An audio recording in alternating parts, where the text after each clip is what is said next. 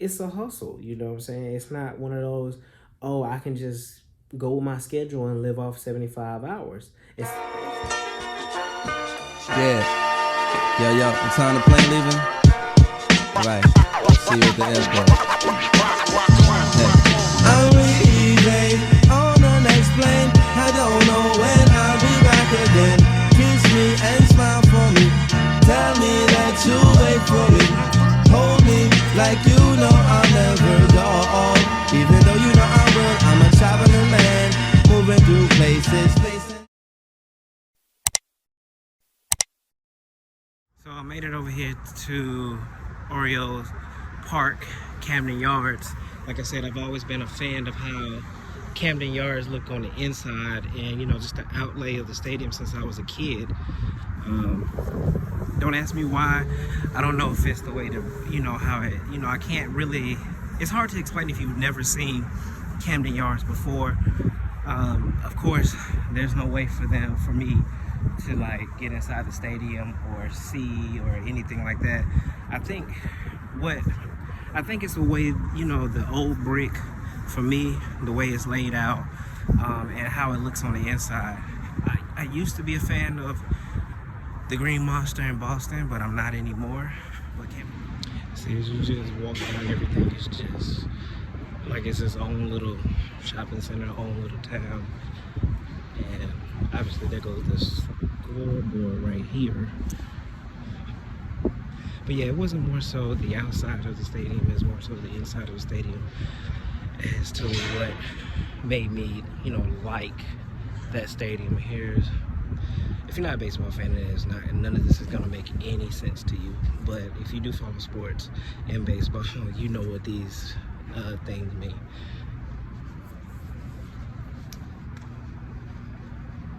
So this right here is the opening to Camden Yard, and I want to say I'm in outfield because they go to. I'm in outfield, so this is the right here. We're at the right field. Right here is right field. Behind the right field is where I'm standing, right behind the right field. Of course, let me see if I can zoom in a little bit.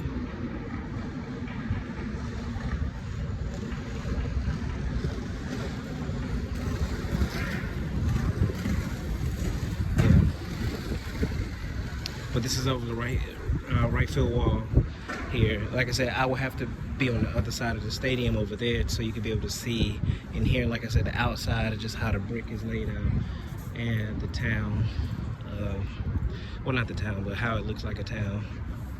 So yeah, this is why one of the reasons why I liked this ballpark as a kid growing up. But I'm finna go get something to eat now. I know I did say that the last time, but I got sidetracked when I saw Camden Yard, and I thought I should just come over here. So I got sidetracked again, and so I just was walking around the stadium to where I was going to eat, and can't tell you any of these players, with the exception of Cal Ripken Jr. That's the only person I can tell that was during my time is Cal Ripken Jr. Let me see who this is. Earl Weaver, I've heard his name. So basically this is their Legends Park. And Frank Robinson, probably have heard of him. And here we go, the person I know, the one that I grew up watching, was Cal Ripken Jr.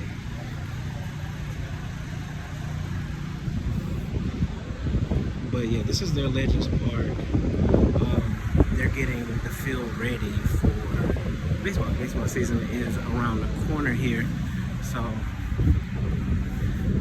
and I found the opening over center field wall here. So yeah. To me, it's a pretty stadium outside and inside. So this is the over the center field wall.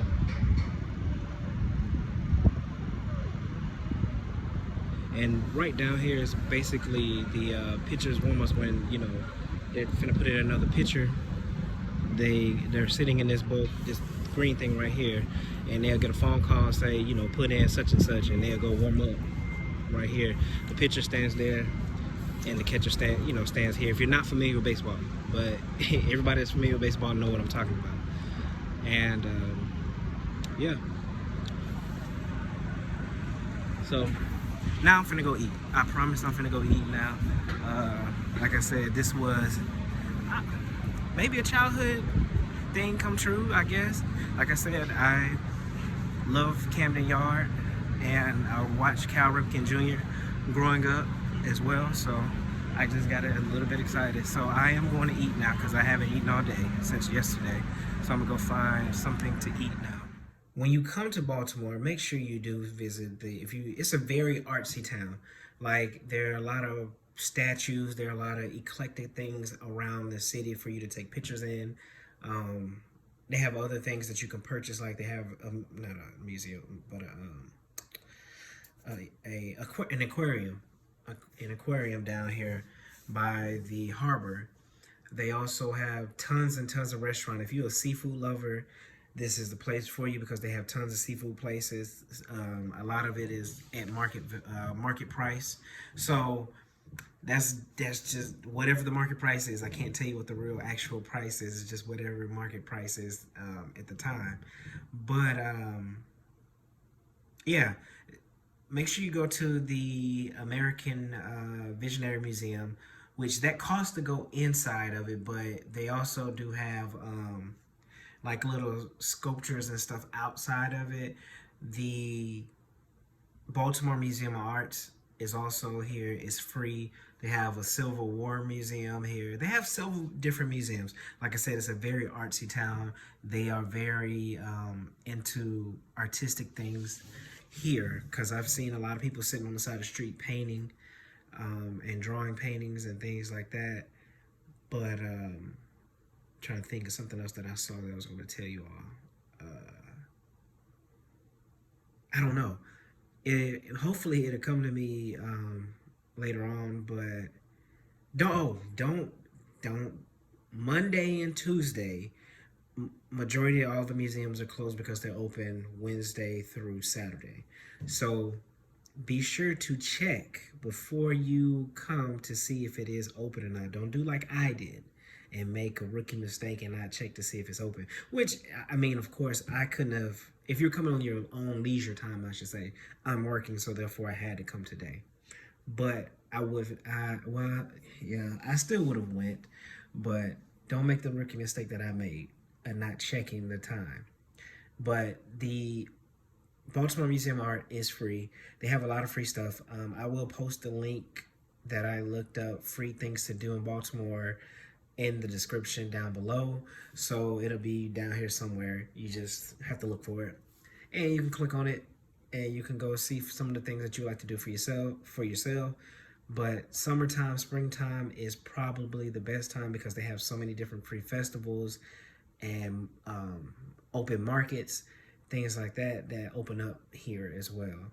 So I am going to go work out and get ready for my day tomorrow. I do have an early report again. I have to be at the airport by 5:15. So I'll see you guys in the morning, and hopefully I will see you. Lord willing, I'll wake up and I'll see you guys. Good morning, everybody. Welcome back to another day. This is day 3 of 4 for me. I have 4 legs today. I go from Baltimore to JFK, JFK to Rochester, Rochester back to JFK. Then I have a 3-hour sit, and then I go from JFK to Norfolk, and then I'm done for the day. Only problem is, with the 3-hour sit is, I don't even know what the crew room is in JFK, because like I said, I don't go through JFK a lot. So I'm gonna have to sit out in the terminal for a while, versus going through the crew, to the crew room. And shoot, I'm like this.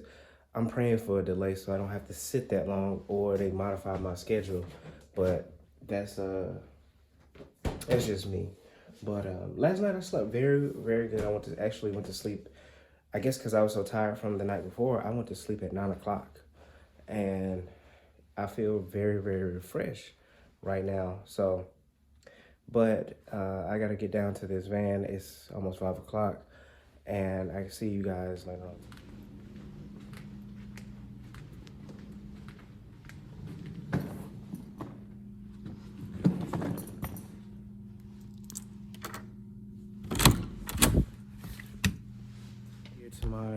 room in Norfolk, Virginia.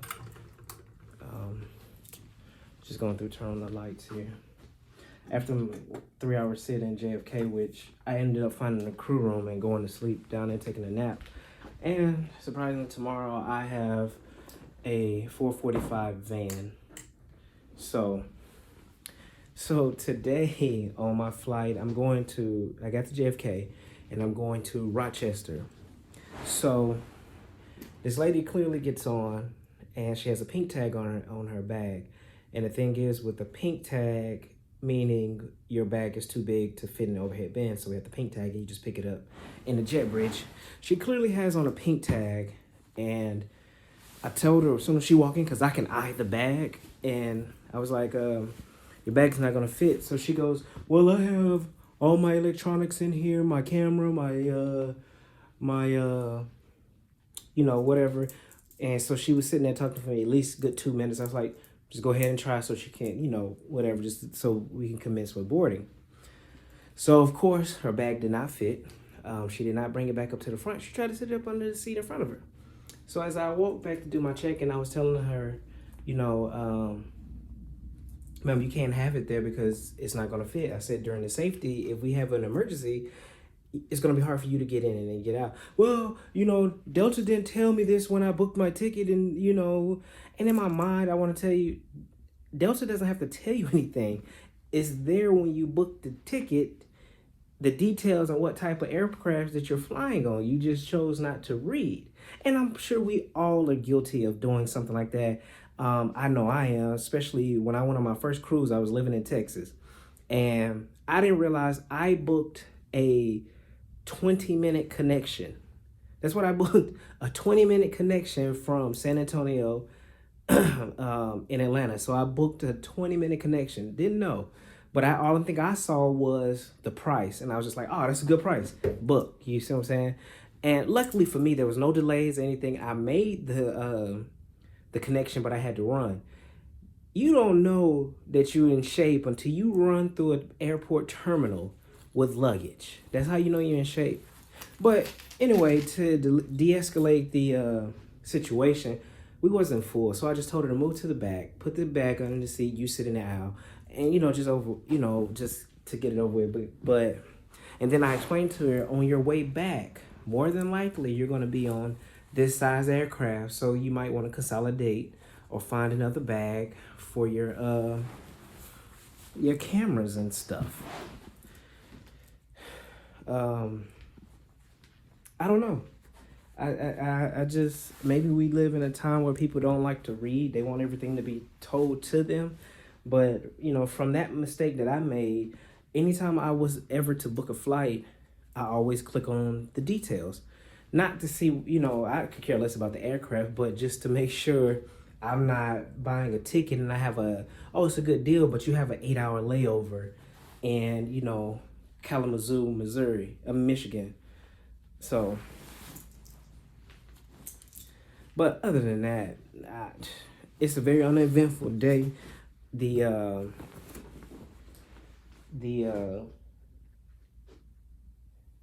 200, like I said, is very chill. I haven't had a full flight at all this whole trip. Everything was like a water flight. Yeah, everything was a water flight, so that's just coffee and water.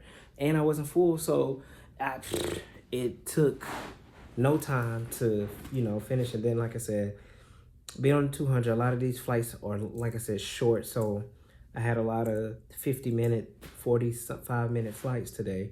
So it wasn't like an overly exhausting day. But tomorrow's go home day, I get done by 12 o'clock, so which I like.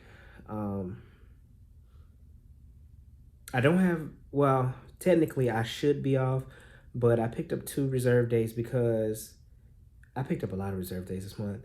Here's why. Our schedules were trash. I think they gave out too many lines because almost everybody had 75 hours for the month, and the maximum days off was 10. Only thing I bid for is max days off, and the maximum days off was 10 this month.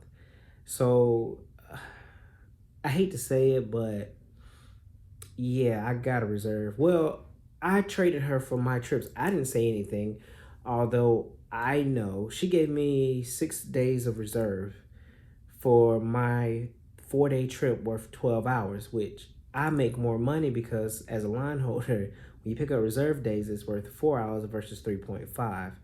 And it's way more credit hour than I get more credit hour than my trip was. And she loses money because she gave up more days than she got with the trip that I gave her. So I picked up a 6-day stretch of reserves because there was nothing to swap it out with, and open time, everything was just low credit hours. And so I just took her reserve days, her stretch of reserve days, and I got more money for that. And I picked up 2 extra reserve days on the back of this trip, which I won't get called, for the simple fact of just trying to get more, more hours. Because like I said, there was nothing to swap for. There was nothing that I could pick up that I would be legal for. So it is what it is, but that's one thing I would tell everybody. When coming to a regional, it's almost like a hustle in order to make money here versus being with the mainline, as far as the start out pay and the type of trips, because you'll have longer trips with mainline versus here. They're a lot shorter trips to make just to make your money. Like I said, if you're working a 200, you're going to have a lot of legs in order to make a lot of credit hour. Even on a 900, you might have to do long routes in order to make money, or you might have to pick up, or you might have to swap out for reserve days. It's a hustle, you know what I'm saying? It's not one of those, oh, I can just go with my schedule and live off 75 hours. Especially if you're single. I can say somebody single could do it, but not just off the 75 hours alone. Just living off 75 hours guaranteed, and that's it. No, I don't see that happen unless everything is paid off. You have no debt whatsoever. You just have the regular bills, cable, water, that no rent, no nothing, no mortgage. Then it's possible, but it's a hustle. You have to hustle. Like for me, in order for me to be comfortable for them, comfortable 85 to 90 hours, I'm comfortable.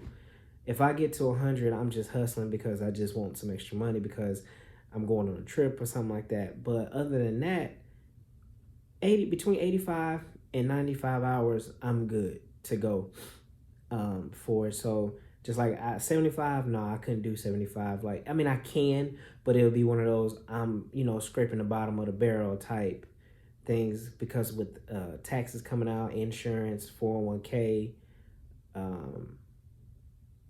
union dues, then you'll I have almost close to $500-$600 worth of taxes that come out, taxes and insurance and stuff that come out of my check. So it's a hustle. Anybody that's looking to come into a regional and you're trying to get your foot in the door to make money here, you're gonna have to really hustle and maneuver your schedule around and just basically pretty much finesse everything. You can finesse people into picking up your reserve days, or or swapping trips, whatever it is. It's a hustle, and I'm gonna keep saying it. It's a hustle. You just have to hustle to make money here until you get enough seniority. Then it becomes just all right, whatever. Because the longer you're here, the more your pay is. And so from what I've seen and heard, that the more people pay raise, the less they want to fly. So it works that way, versus when your pay is lower, you fly more because you make more money, because your pay is a lot lower than if you were here for 10 years. But that's what I did this month. So I still, even with the 6 stretch of reserve days, there's a chance that I might get called. There's a chance that I might not get called. I'm going to give it 70% chance that I don't, 30% that I will, just for the simple fact of it's 6 days.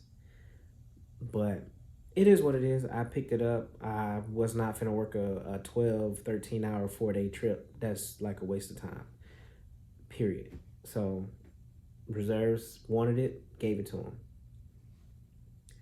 But I'm sorry about the ranting.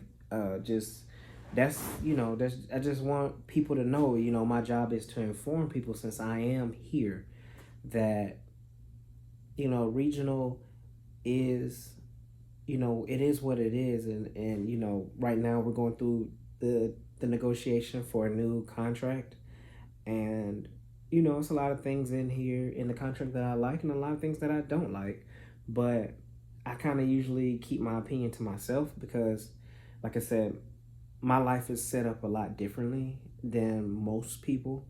I don't, I've told everybody this, I don't have a lot of debt. I don't have a lot of debt at all. Like, I don't have credit card debt. Wouldn't have a car note had it not been for crew scheduling, because it's their fault. Keep to that story. But on my way home, I got called off a trip. They called me. I was on reserve. I got called off a trip. It was like, oh, the line holder picked the trip back up. I was like, oh, man, all right. So I go home. On my way home, I've been going this route probably the longest. If you're familiar with Atlanta, right by Charlie Brown Airport, coming down MLK, going into Cobb County, I hit a deer. And all my years of going through that, I've never seen a deer going across the street towards the airport side, not the wood side. In my life have I ever seen that. And I hit a deer. There was no way for me to avoid it because there was a car literally right next to me. I couldn't go in the other lane because I would have hit oncoming traffic. And I tried to stop, but boom, I hit a deer. So totaled the car, had to get another car. But it's just one of those things that my life is set up a lot differently. So it's kind of like, good morning. Today is go home day. I'm happy to be going home. I have 2 reserve days on the back end of this trip. So, and I have 3 legs today, and I'm done by 12. I go from, where am I at? Norfolk to LaGuardia to Charlottesville, and Charlottesville, Virginia to Atlanta, and I'm done for the day. Thank you all for watching. Thank you for coming on this journey with me to this 4-day trip. I want to appreciate everybody that has supported me. If you're new to this channel and you're watching this and you haven't subscribed, make sure you subscribe. Make sure you like, make sure you comment, make sure you share. If you all have any questions, be sure to ask, because I'm willing to answer any questions that you have. But I can't stay long because I have a 4:45 van. It is 4:33 as of now. Been spending my time getting ready and just kind of reflecting to get ready for the day ahead. But continue to follow your dream. If this is something that you want to do and you haven't gotten yet, keep applying. Don't let anybody, just never let anyone tell you that you can't do it. Just keep pushing forward and keep pushing forward. And one day it'll happen for you. But I want to thank you all for watching and supporting me on this journey. And I hope you all have a great day, great week. Whatever it is that you're doing, just be great. The goal for the day is to beat yesterday and be better than you were yesterday, today. So I want to thank you all. I'll see you again soon. Y'all have a great day.